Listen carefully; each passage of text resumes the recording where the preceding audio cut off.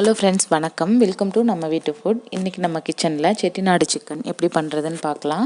நான் ஒரு 1.25 கிலோ அளவுக்கு சிக்கன் எடுத்திருக்கேன். 1/4 டீஸ்பூன் அளவுக்கு மஞ்சள் தூள், 1 ஸ்பூன் அளவுக்கு உப்பு, 100 கிராம் அளவுக்கு தயிர் சேர்த்துட்டு கூடவே கொஞ்சமாக இஞ்சி பூண்டு பேஸ்ட்டு சேர்த்து நல்லா கலந்து வச்சிடலாம். இது ஒரு அரை மணி நேரம் நல்லா ஊறட்டும்.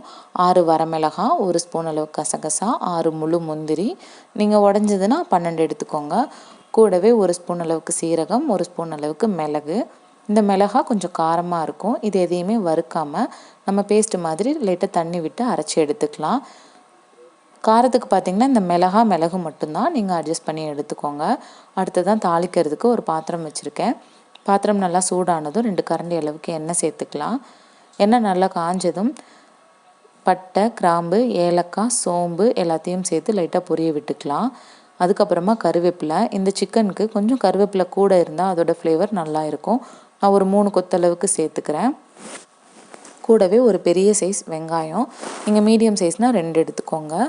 அடுத்ததாக கொஞ்சமாக உப்பு போட்டு நல்லா வதக்கிக்கலாம். நம்ம சிக்கன் ஊற வைக்கிறதுலையும் உப்பு போட்டிருக்கோம், இதுலேயும் போட்டிருக்கோம். பத்தலைன்னா லாஸ்ட்டாக டேஸ்ட்டு பார்த்துட்டு சேர்த்துக்கலாம். இப்போது வெங்காயம் ஓரளவுக்கு வதங்கினா போதும். இதில் நம்ம சிக்கன் சேர்த்துக்கலாம். ரொம்ப நல்லா வதங்கி வரணும் அப்படின்னு அவசியம் இல்லை. இப்போ இந்த சிக்கனையும் சேர்த்துட்டு நல்லா பெரட்டி விட்டுறலாம். இப்போ இது ரெண்டுமே சேர்ந்து நல்லா சுருளை வதங்கி வரணும். நமக்கு நல்லா சிக்கன் உருண்டு கிடைக்கும். அந்த மாதிரி வந்ததுக்கப்புறமா மசாலா சேர்த்துக்கலாம். இதுக்கு நம்ம தக்காளியெல்லாம் எதுவும் ஆட் பண்ண போகிறதில்ல.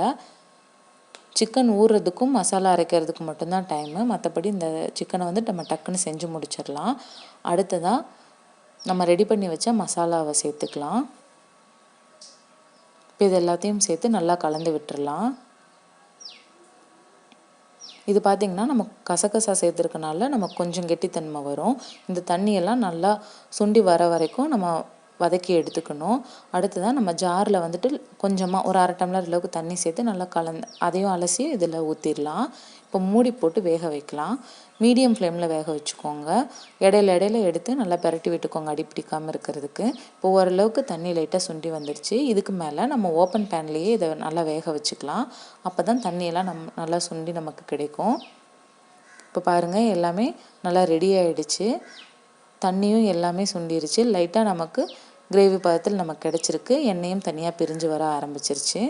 இதை நம்ம வெரைட்டி ரைஸ் கூட, ரசம் சாதம் கூட, பிரியாணி கூட வச்சு சாப்பிட அவ்வளோ டேஸ்ட்டாக இருக்கும். நீங்களும் செஞ்சு பாருங்கள். இப்போ இது மேலே நம்ம மல்லித்தலை தூவிட்டு வேறொரு பாத்திரத்துக்கு மாற்றிடலாம். ரொம்ப சிம்பிளான இன்க்ரீடியன்ட் வச்சு சூப்பராக ஒரு செட்டிநாடு சிக்கன் நம்ம செஞ்சாச்சு.